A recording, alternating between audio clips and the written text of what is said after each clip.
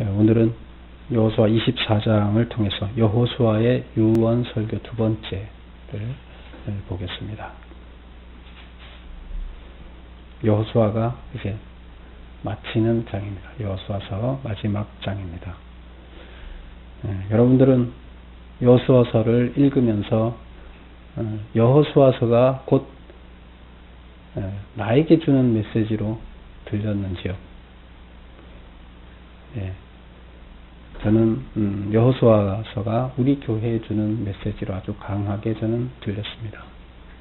그리고 오늘 그 메시지의 마지막 부분입니다. 우리 구약의 성경을 보면 모세오경도 그랬고 마지막 장에 가면 마지막 장에 주로 결론적인 이야기를 하고 있는데 모세오경에서도 마지막 장에는 거의 유언, 모세의 마지막 설교, 마지막 장이 뭐죠?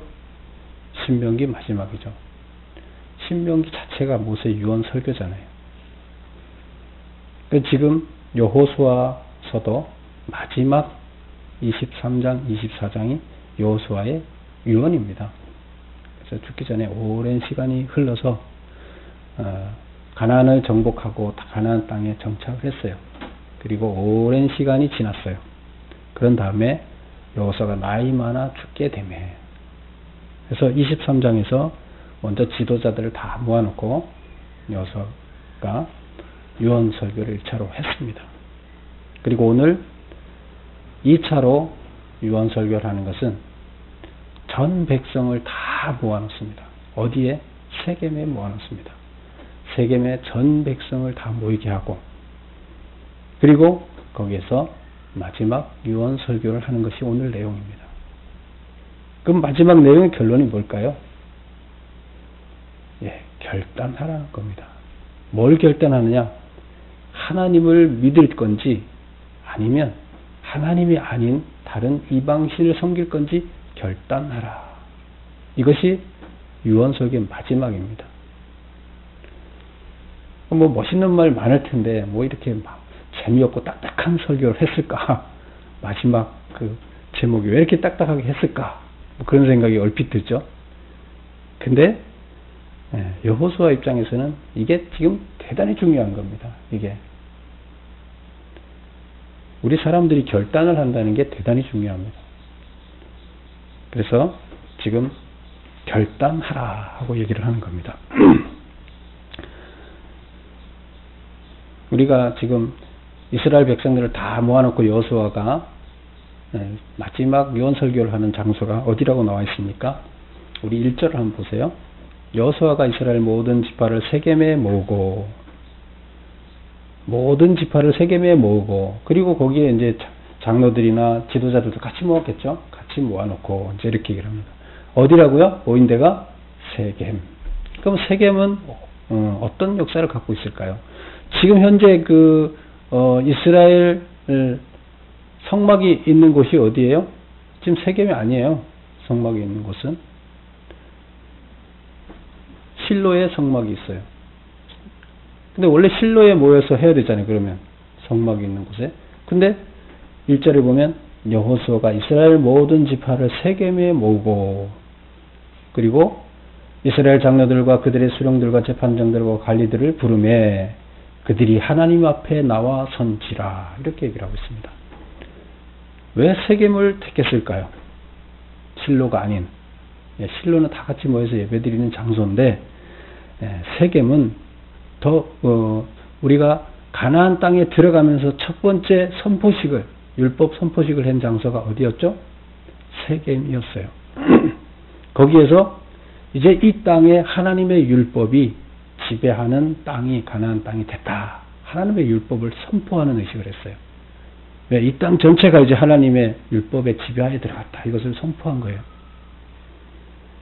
바로 그런 의미에서 율법을 선포했던 자리에 가서 율법을 잘 지키자고 그쪽에 집합을 시켜놓고 다시 이야기를 하게 되는 겁니다. 그래서 실로가 아닌 세겜을 선택하게 된 겁니다. 율법에 관한 한은 더 의미가 있는 거죠. 그렇게 해서 그쪽을 장소로 정해서 다 모아서 유언 설교를 하고 있습니다. 그러면 여호수아는 이스라엘 백성에게 삶의 목표를 어디에 두라고 말하고 있는가? 삶의 목표를 어디에 두라고 말하고 있을 것 같아요? 우리는 삶의 목표를 어디 두고 있습니까? 이 세상 살아가면서 우리 보통 사람들은, 하나님을 믿지 않는 보통 사람들은 다 세상의 가치관에 두고 있습니다. 세상의 가치관이 삶의 기준입니다.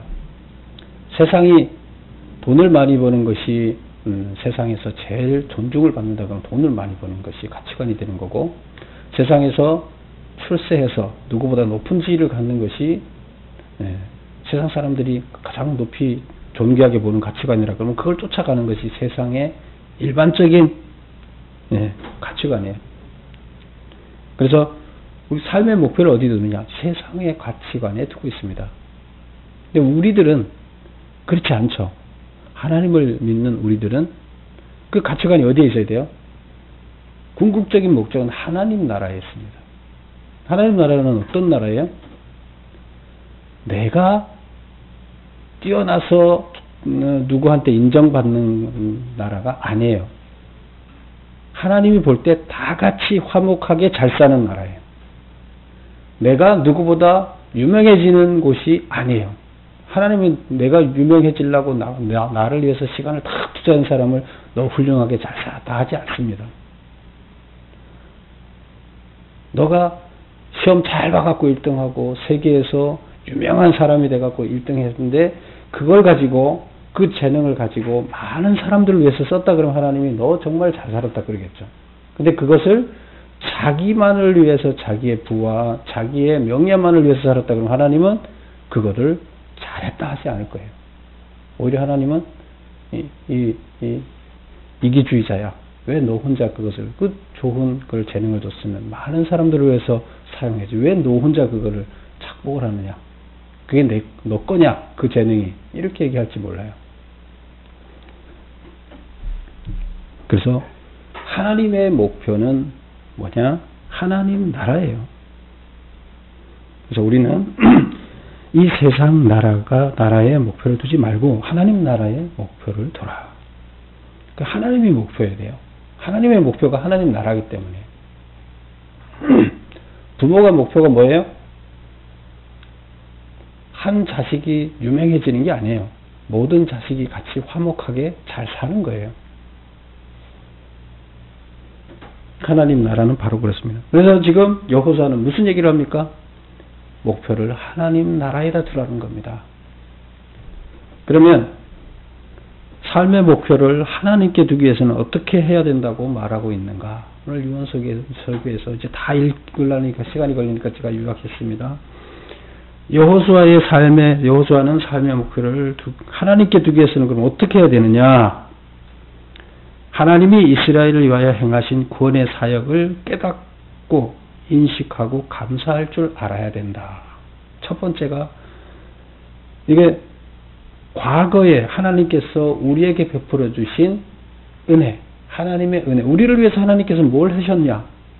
우리 죽을 수밖에 없는 우리를 위해서 구원해 주기 위해서 무슨 은혜를 어떻게 베풀었냐? 지금 우리가 먹고 살도록 하기 위해서 어떻게 하고 있느냐? 하나님의 은혜를 우리가 먼저 알아야 된다는 거예요. 그거를 정말로 하나님이 어떻게 우리한테 했는지를 정확하게 알고 나면 과거에 하나님이 나한테 했던 거를 이거는 내가 겪어온 거잖아요. 그거를 알고 잊어버리지 않고 제대로 알면 제대로 모를 수도 있어요. 하나님 도와줬는데 도와줬다 생각 안 할 수도 있어요. 뭐 그 우연의 일치지 뭐 이렇게 얘기할 수도 있어요. 근데 지금 이스라엘 백성들의 과거의 그 삶을 돌아보면서 이스라엘 백성이라면 누구나 하나님의 은혜를 체험할 수 있게끔 다 출애굽서부터 해왔어요. 역사를 해왔어요. 근데 그거를 돌아보라는 겁니다. 그리고 그 다음에 어떻게 하느냐? 과거에 구원해 주신 하나님이 그런 하나님이었다면 우리의 현재 문제와 또 앞으로 우리한테 닥칠 어려움도 능히 어떻게 할 것이다? 하나님이 이랬다 저랬다 하시는 분이 아니니까 과거의 하나님을 우리가 제대로 알면 현재의 문제도 하나님이 어떻게 개입하실지 미래에 앞으로 우리한테 닥쳐질 어려움. 우리가 세상을 산다는 것 자체가 어려움이 있습니까? 없습니까? 항상 어려움이 있는 겁니다. 그럼 그 문제를 하나님께서 어떻게 해결해 주실 건지 이걸 우리는 알 수 있다는 겁니다. 그럼 확신을 할 수 있다는 거예요. 과거의 하나님을 확실하게 내가 인식하고 있으면 미래의 하나님이 나한테 어떻게 할지를 확실히 알고 있는 거예요. 우리 어머니 아버지가 과거에 나를 위해서 어떻게 희생했는지를 알면 미래에도 당연히 무슨 일이 있으면 우리 어머니 아버지는 나를 위해서 어떻게 하실지 알아요. 느낌이 있어요. 그것이 바로 오늘 여호수아가 얘기하는 겁니다. 그래서 뭘 해야 된다고요? 하나님 앞으로 하나님 나라를 하나님께서 생각하고 있는 그 목표, 하나님 나라를 잘 만들어 가려면 우리가 먼저 하나님에 대한 확신이 있어야 된다는 거예요. 하나님에 대한 믿음이 있어야 된다. 근데 그 믿음은 과거에 베풀어진 그 은혜를 하나님의 은혜인지 아닌지를 정확하게, 하나님이 어떻게 베풀었는지를 우리가 정확하게 알아야 된다는 거예요. 과거를 모르면, 역사를 모르면 우리의 미래에 대한 확신도 없는 거예요. 이 인류의 역사는 누구의 역사예요? 히스토리, 하나님의 역사예요. 하나님이 만들어 온 역사예요. 그 과거를 모르면, 그 역사를 모르면 우리는 미래의 하나님의 역사를 어떻게 만들어 갈지도 우리 확신이 안 서요. 누군가가 장난치면서 역사를 만들어 가는 것이 다라고 생각할 수 있어요. 그러나 그거는 잘못된 기록일 뿐이지 하나님의 역사를 보지 못하게 왜곡된 것일 뿐이지 하나님은 역사했어요. 근데 그거를 못 보게 해요. 다 왜곡시켜서 자기네가 만드는 것처럼 해서 자기네를 바라보게 해요. 이거 잘못된 거죠. 우리는 하나님을 바라보기 위해서 역사를 바라봐야 돼요. 그러면 미래의 역사도 어떻게 일어날지, 하나님 나라가 어떻게 완성될지에 대한 확신이 우리한테 들게 되는 겁니다. 그 확신이 들면 우리는 우리의 가치관이 바뀌는 거죠. 밀고 나갈 수가 있는 거죠. 만약에 선한 사람이 결국에 하나님의 선한 뜻에 따라 사는 사람이 하나님께 궁극적으로 승자로 인정받는다 그러면, 절대자한테 인정받는다, 우리는 선을 붙잡고 갈 수가 있어요. 근데 만약에 선하게 살아도 끝에 가서 결국 악한 사람이 지배하게 되고 악이 지배한다고는 그게 있으면 우리는 선을 붙들고 갈 용기가 없어요. 그래서 우리가 정말로 하나님에 대한 확신, 하나님 나라에 대한 확신이 있다 그러면 우리는 어떤 것도 두려워하지 않고 악 중에서 어떤 악이 우리를 괴롭힌다 하더라도 선을 향해서 갈 수가 있다는 거죠. 그것이 과거에 하나님이 나한테 어떻게 했는지 그 은혜를 알므로 가능하다. 그래서 여호수아가 그렇게 해서 과거에 하나님이 어떻게 했는지를, 이스라엘에게 어떻게 했는지, 이스라엘 백성들 하나님의 자녀를 양육하기 위해서, 하나님의 일꾼을 양육하기 위해서 어떻게 해왔는지를 하나씩 나열해서 24장에서 짧지만 아주 다 알아들을 수 있게끔 이야기를 합니다. 그래서 그 이야기가 제가 거기에 4번에 크게 요약하는 9가지로 이렇게 9가지 이야기를 하면서 그들의 심장 속에, 가슴 속에다가 하나님이 어떻게 역사했는지를 다시 이해하게끔 되새겨줍니다. 되새겨주면 어떻게 된다고요? 확신이 드니까. 과거의 하나님에 대한 사랑이 확신이 드니까 미래의 하나님이 나를 사랑해 주실 거고 구원해 주실 거에 대한 확신이 드는 거죠. 그러면 어떻게 해요? 하나님만 쫓아가면 되겠구나 하는 확신이 드는 겁니다. 그래서 지금 여호수아는 과거에 하나님이 어떻게 했는지 설명을 하기 시작합니다. 아브라함이 불렀던 이야기를 시작하는 거죠. 아브라함이 어떻게 불렀느냐? 아브라함이 처음에 하나님을 알던 사람이냐? 아니다. 그도 우상을 섬기던 사람이었다. 우상을 섬긴다는 게 뭐예요? 하나님을 믿지 않는 것 자체가 우상이에요. 그렇죠? 내가 중심이 되는 것 자체가 우상이에요. 뭐 다른 우상도 우상이지만 내 자신을 믿는 것 자체가 우상이에요. 아브라함도 우상을 믿는 사람이었는데 그래도 불구하고 하나님이 불렀다.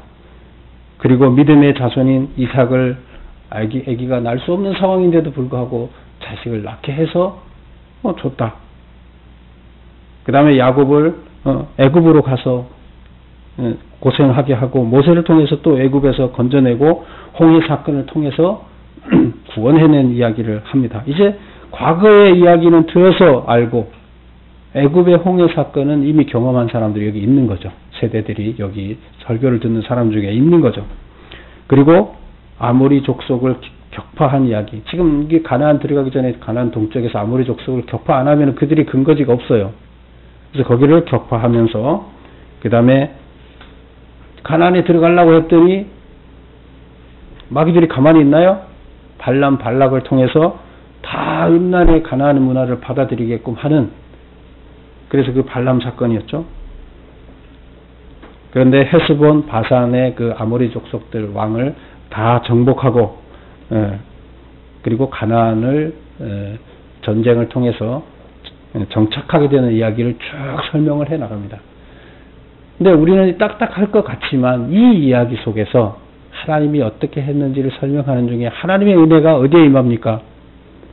그들 이야기를 듣는 백성들 사이에 하나님의 강한 역사하심이 나타납니다. 그들이 바뀌어요. 그들이 하나님 잊어버리고 있다가 하나님의 생생한 은혜가 그들 가운데 막 쏟아 부어지는 거예요. 아, 하나님의 그 은혜가 느낌이 오는 겁니다. 그리고 여호수아가 결단을 촉구하게 합니다. 그 은혜를 받아서 이제 결단하자. 여호수아가 결단을 촉구하는 이유는 뭐냐? 우리가 결단이 없으면 주위 환경에 좌우되거나 감정에 따라 움직이게 되어서 올바른 선택을 할 수 없기 때문입니다. 우리가 뭘 해야 되겠다고 작정을 하지 않으면 우리들은 그냥 끌려가게 돼 있어요. 주위 환경이나 주위 분위기에 끌려가게 돼 있어요. 내가 하나님 믿어야지. 내가 오늘은 주일은 교회 가야지. 그리고 하나님 만나서 일주일에 한 번이라도 내가 제대로 기도하고 말씀 듣고 하나님의 은혜를 내가 체험해야 내가 양식이니까 살 수 있지. 이런 생각이 있으면 가는 거예요. 근데 가도 되고 안 가도 되고 뭐 이런 생각 갖고 있다가 오늘 어디 가야 되는데 누가 가자 그러면 교회도 가야 되고 거기 가야 되는데 알았어. 교회 가기보다 거기 가야지. 이렇게 되는 거예요. 근데 교회 가야 되겠다는 확신이 서게 되면 교회 가는 거죠. 일단 그걸 물리치는 거죠. 뭐가 중요해요? 내가 어떤 결단을 하느냐가 중요합니다. 내가 하나님의 나라를 만들어내기 위해서 내 달란트를 사용하면서 악을 이겨내겠다 결단을 하는 거하고 그냥 결단 안 하고 닥치는 거하고 틀린 거예요. 그래서 결단이 없으면 우리는 우리 스스로를 이겨내기가 어려워요. 그래서 지금 이 상황이 결단해야 돼요. 왜? 지금까지는 다 모여서 집회를 했어요. 이스라엘 백성이 다 모여서 이렇게 대제사장도 설교를 하고 지도자도 설교를 하면서 다 한자리에서 하니까 문제가 생겨도 해결이 되겠죠. 근데 지금부터는 어떻게 돼요? 각 땅에 다 찢어져서 나눠져서 따로 사는데 가장 중요한 게 뭐예요? 이제부터는 다 모여서 1년에 3번밖에 안 해요. 1년에 그 3번 행사 갈 때 대예배를 드리고 나머지는 다 각자가 신앙생활 하는 거예요. 흩어져서. 그러면 당연히 무너지게 되겠죠. 결단이 없으면 어떻게 살아야 되겠다는 결단이 없으면 그들은 결국 그 주변 환경에 무너지게 되고 맙니다. 그래서 하나님의 뜻대로 살기 위해서는 결단을 해야 한다. 결단과 동시에 새로운 변화가 시작되기 때문이다. 내가 금식을 해야 되겠다고 확실히 작정을 하게, 나는 죽어도 금식한다고 작정하면 그때부터 이미 몸에서는 그거를 준비를 다 해요. 다른 기관들도 받아들여요. 뇌에서부터. 아니, 어차피 안 들을 건데, 그러면 내가 뭘 해야 되지? 하고 자기들끼리 대응책을 세워요. 정말이에요. 그럼 배 안 고파요. 근데, 하다가 안 되면 말고, 이렇게 생각하고 하면, 이 준비를 안 해요. 이 머릿속에서. 뭐 힘들면 포기할 거니까 뭐 준비 안 하고 있는 거예요. 이게 우리 몸도 알아요. 그래서 결단을 하는과 동시에 벌써 변화가 시작됩니다. 그러니까 우리가 어떤 생각을 하는가에 따라서 우리 몸이 변화하듯이 내 주변에 있는 것도 내 생각에 따라서 내 생각이 영향을 미치면 내 주변에 있는 사람들이 벌써 알아요. 저 사람 옆에 가면 괜히 저 나쁜 짓 하면 안 되니까 뭐 이렇게 이제 영향력이 미쳐지게 되는 거예요. 그게 바로 영향력이라는 거예요. 또 선한 영향력을 미치게 되는 거죠. 그러면 세상이 바뀌어지는 거예요. 그게 어디서부터? 결단에서부터 시작된다는 거예요. 그래서 결단하라는 거죠. 백성들이 여호와만 섬기겠다고 결단하게 된 동기는 그럼 어디서부터 나왔느냐? 여호수아의 회고담. 지금 9가지 쭉 얘기했죠. 회고담을 통해서 이스라엘 역사 가운데 역사하신 하나님의 섭리에 전심으로 공감한 데서 비롯되었다. 전심으로 공감했다는 것은 하나님이 나를 위해서 정말로 이렇게 은혜를 베푸셨다는 것에 대해서 다 감동을 했어요. 물론 자기들이 경험했고 또 경험을 안 했던 세력들도 있죠. 자녀들도 있죠. 어린 자녀들. 근데 이야기를 들으면서 하나님이 거기에 은혜를 부었기 때문에 다 감동을 받았어요. 그걸 뭐 때문에? 하나님이 우리한테 해준 것을 이야기하는 과정에서 그렇게 다 마음이 바뀌어버린 거예요. 그래서 이들이 무슨 결단을 하느냐? 하나같이 우리는 하나님만 섬기겠습니다 하고 다 이스라엘 백성이 한 목소리로 결단하게 됩니다. 그래서 어떻게 되느냐? 지금 이 사람들이 살아있는 동안은 이 설교를 듣고 이 자리에 하나님의 은혜를 체험하고 이런 마음을 결단했던 사람들이 사는 동안은 절대로 하나님을 떠나지 않았다고 나와요. 근데 나중에 다음 자녀들이 그것을 그대로 그런 감동을 받지 못하고 이어받지 못했기 때문에 그들 때는 하나님을 버리게 됩니다. 그러니까 얼마나 중요해요? 이런 자리가 얼마나 중요합니까? 과거나 현재나 미래나 마찬가지입니다. 물론 이들 세대들이 다음 세대들에게 또 그렇게 하지 못한 것도 책임이 있는 거죠.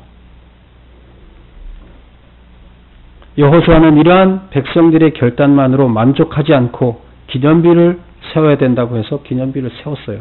그럼 이거 왜 그럼 기념비를 세워야 되느냐? 인간의 순간적인 결단은 쉽게 사그라들기 쉽기 때문에 가나안 땅에는 이방 종교가 뿌리 깊게 산재해 있어 우상숭배 유혹과 위협이 도사리고 있기 때문이다. 그래서 뭘 하나 세워놓고 그걸 보면서 다시 되새기자는 거예요. 그때 결단을 또 잊어버릴 수 있기 때문에 그래서 하나님은 여호수아는 그 비석을 세워놓고 그걸 바라보면서 우리가 그때 그 심정, 그때 하나님께서 받았던 그 은혜에 감동했던 그 순간들을 우리가 기억하자는 거예요. 그리고 그걸 그때 가서 저걸 바라보면서 그때를 생각하고 기억하고 다시 자녀들에게 교육하고 나도 다시 회복되고 이런 시간을 갖자는 겁니다. 그래서 그 기념비를 세우자 한 거예요. 그렇지 않으면 이 가나안 땅에서 하나님의 말씀대로 살아가기가 어렵다는 거죠. 그리고 이제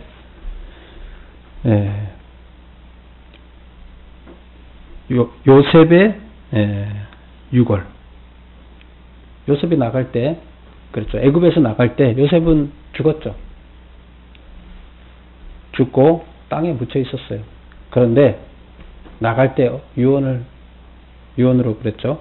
너희들이 반드시 나를 이 땅에 지금 묻었지만 하나님께서 너희들을 구원해서 이 땅에서 가나안 땅으로 데리고 갈 것이다.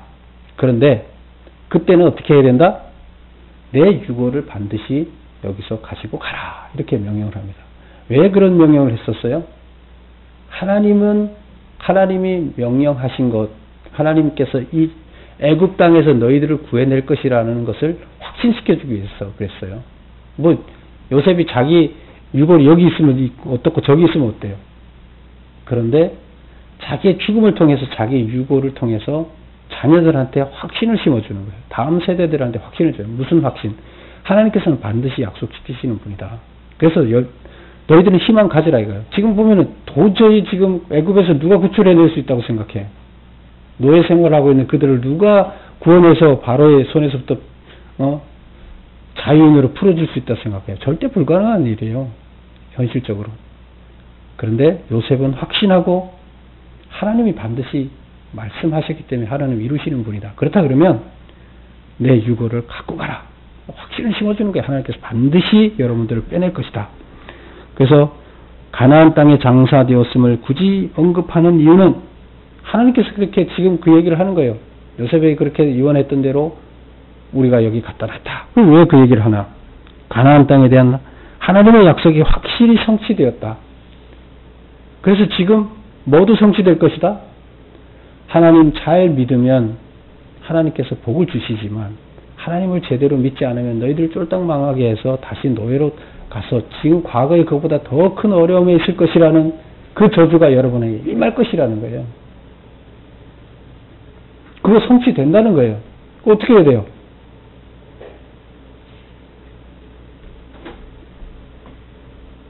반드시 하나님의 약속은 이루어진다. 이것을 모세 율법을 통해서 다시 한번 이야기를 합니다. 그리고 여호수아의 죽음뿐 아니라 엘르아셀의 죽음에 대해서도 언급하고 있습니다. 자, 우리 보겠습니다. 32절을 한번 볼게요. 32절.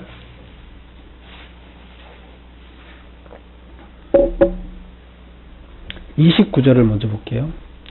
이 일 후에 여호와의 종 눈의 아들 여호수아가 110세에 죽음에 해서 이제 누가 죽었다 얘기를 해요? 이 일 후라는 것은 설교를 한 후에 28절 보세요. 백성을 보내어 각기 기업으로 자기 땅으로 돌아가게 다 한 다음에 모아서 이제 전체 설교를 하고 돌아간 다음에 이 일 후에 여호와는 죽었다. 이렇게 유언을 하고 나서 바로 죽었다. 이렇게 얘기를 합니다.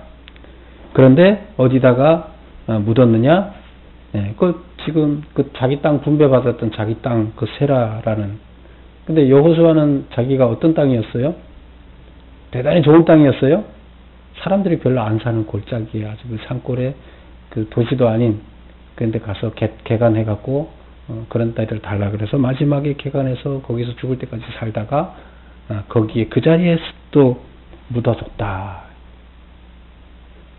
다른 사람들은 좋은 땅 달라고 더 달라고 막 그러는데 여호수아는 그렇게 해서 하나님을 더 기쁘게 해드린 분이다. 우리가 이렇게 봤었죠. 근데 이제 마지막에 그런 땅에 묻혔습니다.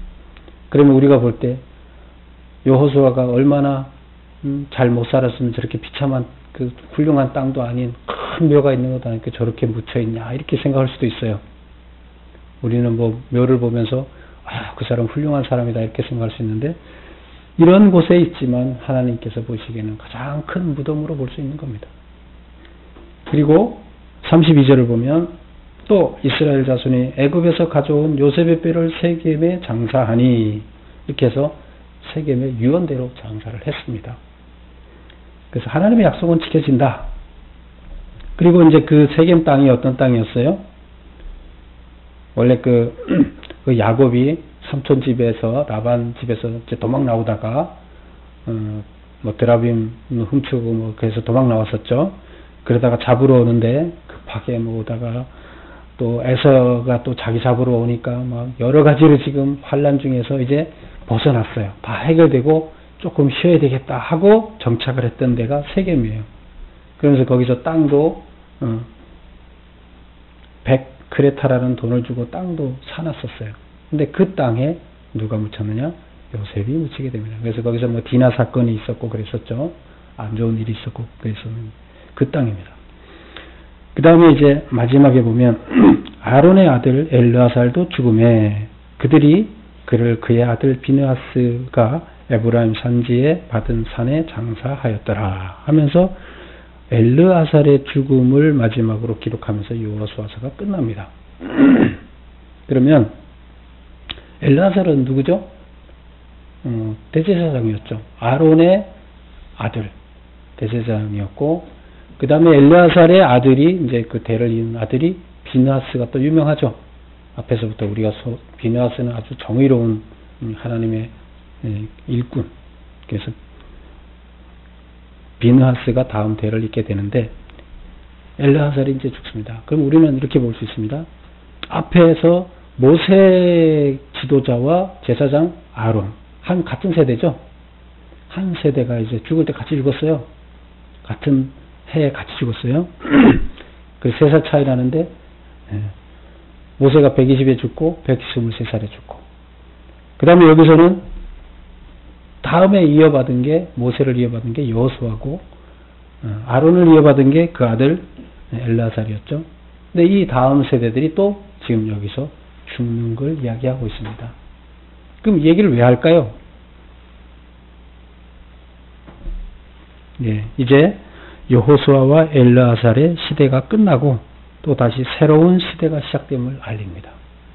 하나님은 역사를 이끌어 가시는 하나님의 역사는 그 시대에 필요한 사람을 그 시대에 적합한 일꾼을 써서 한 시대를 끝냈으면 또 다음 시대는 또 하나님께서 필요하는 다음 일꾼들을 필요로 하시고 그들을 써서 거기에 적합한 일꾼들을 사용하십니다. 이제 그 다음에 사사 시대로 넘어가잖아요. 지금 정복의 시대는 끝났습니다. 이제 정복의 시대는 막을 내렸다. 그럼 사사 시대는 뭐예요? 자치 시대입니다. 자치 시대. 연합의 시대가 아니라 각자 자치 시대. 신앙생활도 어떻게 하라는 거예요? 이제 여러분들이 하나님을 다 알았으니까 배웠던 대로 각자가 자치 지역에서 신앙생활을 잘 유지해 나가라는 거예요.